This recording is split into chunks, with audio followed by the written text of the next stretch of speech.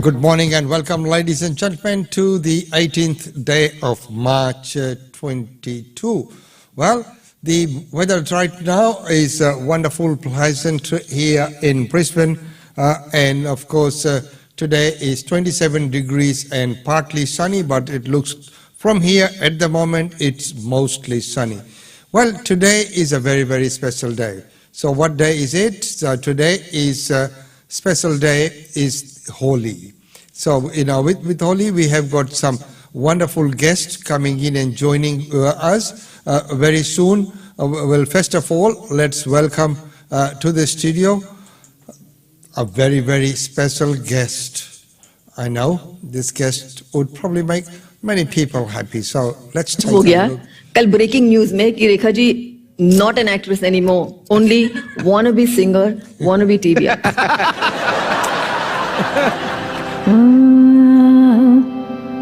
ला भाई कॉन्फिडेंस था करना रंग बरसे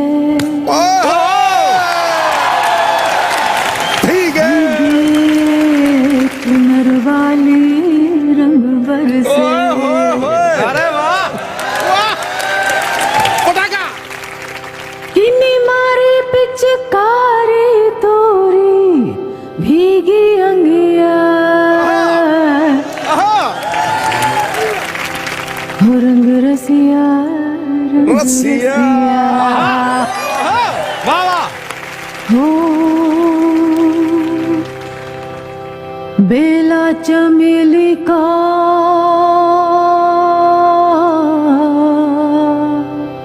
सेज सजाया अरे बेला चमेली का says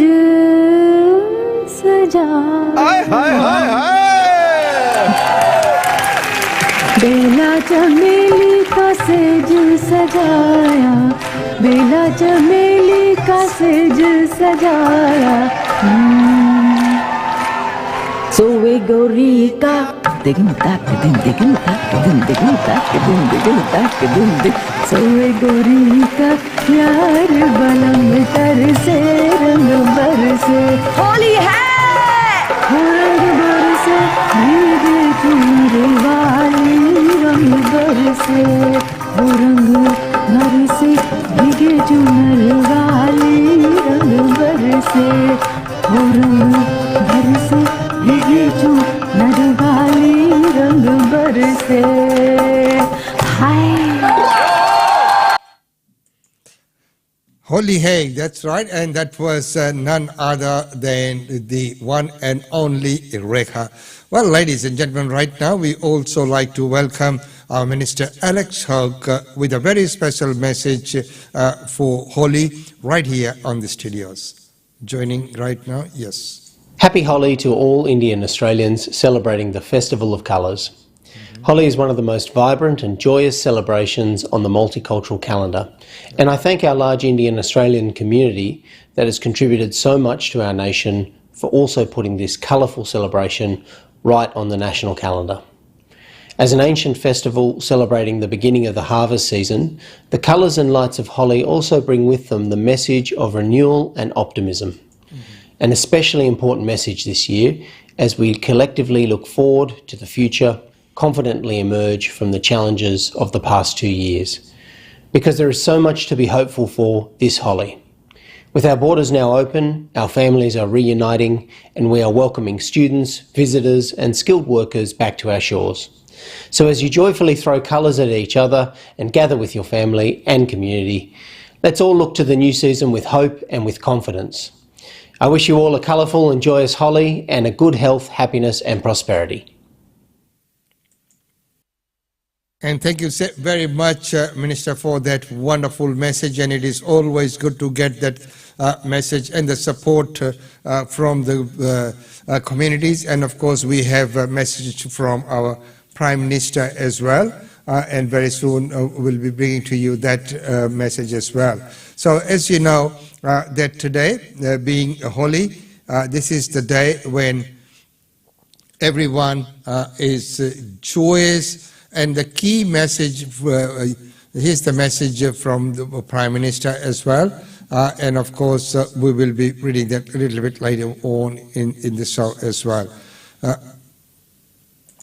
So as I mentioned, that Holi, the main idea of Holi is, always the victory of good over evil. But one of the key messages of Holi is this is a day when you clear your accounts, meaning if you had anything with anyone, any shortcomings with anyone, this is the day when you forget that, leave the past, shake hands, and move forward. Forgive and move forward. So, Holi ke din dil, we have to on this day celebrate it in the true spirit as well.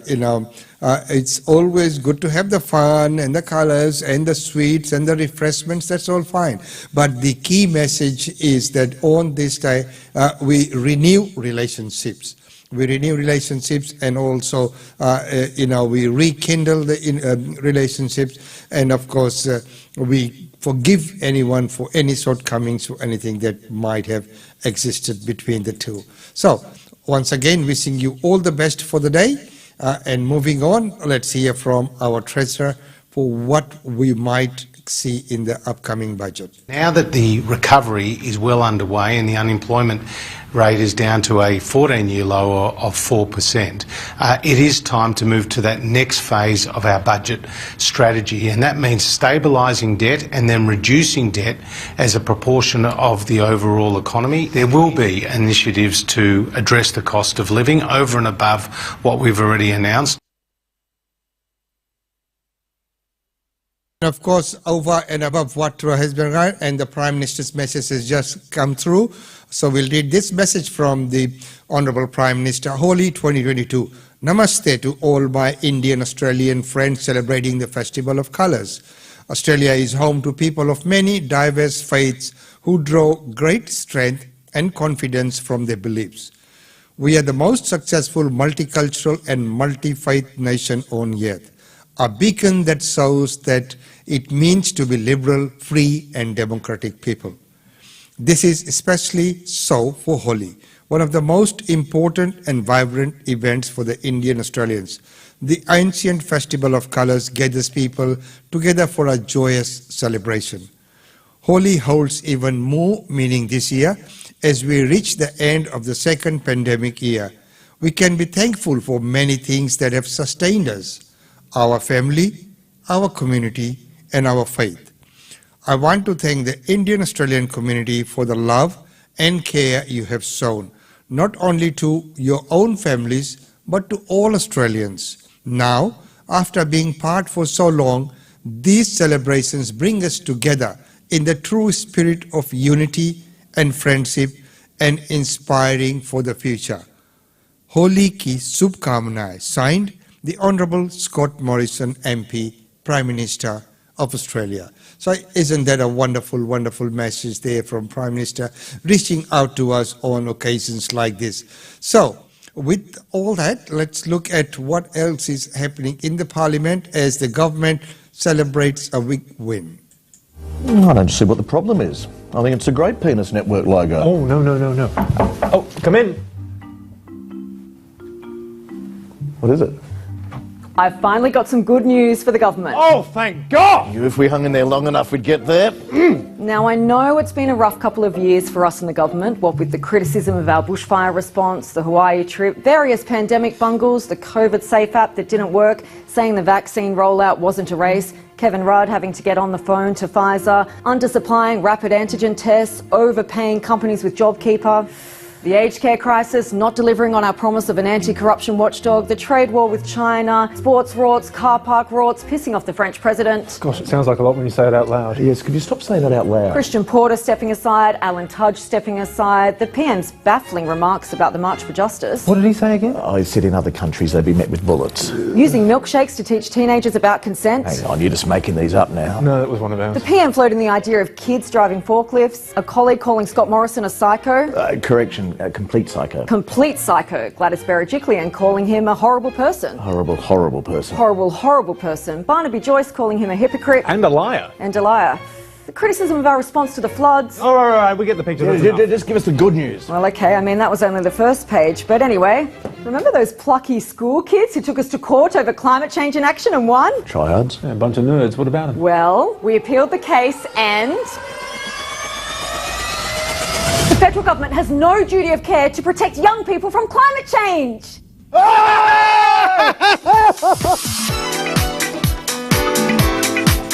Yes, so that is a satire, very well put, I must say. They did a wonderful job of putting that together. Well, right now, questions are being raised about Queensland's Wellcamp Medical Services contract. As many people have always said, that it is being built, but, is it a little bit too late? As they reckon, too little, too late. It's a remarkable story about fast-tracked construction and determination. We have a reputation at Wagners of getting things done, and we like to do things quickly. A publicly funded COVID quarantine facility was opened last month on private land at Wellcamp near Toowoomba. Let me assure the public this facility will be put to very good use. But the project has been dogged by what critics see as excessive secrecy, with key contracts not going out to tender, hidden behind a veil of commercial and confidence. It seemed to be a rushed job and rushed opportunity. A private company has just been given the money without any tender. There is competition available in this space. At the time, it was a reasonable prospect to say we need customised quarantine facilities. We can't keep using hotels. The problem is that because it's a private proposal, all of the money that's being pumped in now, there'll be no guarantee that the government can use it in 18 months' time or 2 years' time or 3 years' time. And with the federal government putting the finishing touches on its own COVID quarantine facility in Brisbane, the Palaszczuk government has been under pressure to explain why and how much public money it's spending on Wellcamp.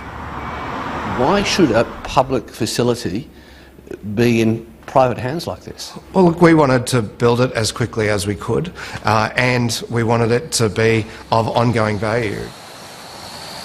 One of the key concerns, apart from the cost and the need for the project, was how a quarantine facility over 100 kilometres away from a major hospital could provide the necessary health care. 7:30 put that question to the Deputy Premier Stephen Miles last November. We will address that in the implementation of how we manage the facility and how we staff the facility. But it is a fair question to ask, isn't it? Where will the staff come from? Well, the staffing of this facility will be much more efficient than hotel quarantine staffing, which we're currently staffing. 2 months later, the Queensland Government finally answered that question. I've just met some workers at this manufacturing plant here. The staff will be provided by the company Aspen Medical, which amongst other things was already operating a mask manufacturing facility in Brisbane. Its Wellcamp healthcare contract didn't go to tender, and the details remain commercial in confidence. Just how Aspen Medical secured this deal has been the focus of opposition attacks. Does the Premier stand by the decision that only one company had the capability to provide medical services at Wellcamp? Premier, you have the call. I'm advised by the Deputy Premier that they were the only company that could do that contract. Speaker.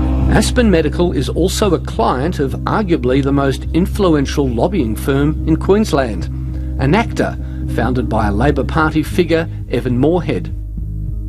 Enacta is run by a former Labor Party operative, state director, member of Parliament, so I am concerned with Enacta. So there's a problem there because it's clearly creating the perception and the fear amongst businesses in Queensland and citizens in Queensland that the way to get not just a contract from government but an exclusive private contract from government is to go through this particular firm, which, by the way, also happens to donate a fair amount of its profits back to the Labor Party. It's part of a broader controversy about Queensland's regulation of lobbyists, leading to the Premier last month announcing a review into public sector culture. This is a small but not isolated incident of the enormous influence of these particular lobbying firms. The Deputy Premier, Aspen Medical and an actor were unavailable for on-camera interviews. But all of them said no lobbying took place prior to the granting of the Wellcamp contract. A government spokesman said the decision not to go to tender was made after a round of consultations last December. But one private healthcare provider based here in Queensland has told 7:30 he knew nothing about this and is disappointed to have been excluded. We were capable of providing the services and would have tended to deliver these. I did reach out to the Queensland Health Contract point of contact with an email sent on 26 August 2021, but sadly did not hear back. A Queensland Government spokesperson told 7:30 that the contract would have been too difficult for some providers. Private health providers were considered but excluded on the basis that they would be required to manage the delivery of increased referral volumes at the peak of the current Omicron surge.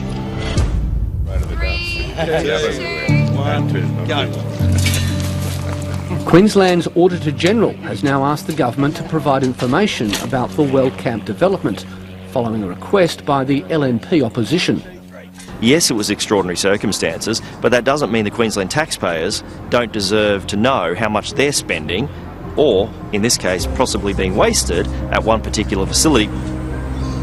Meanwhile, the federal government's Pinkenbar 500-bed quarantine facility near Brisbane Airport is due to open mid-year, while the private Wellcamp Centre has fewer than 50 people staying in a 500-bed compound due to expand to 1,000 beds next month.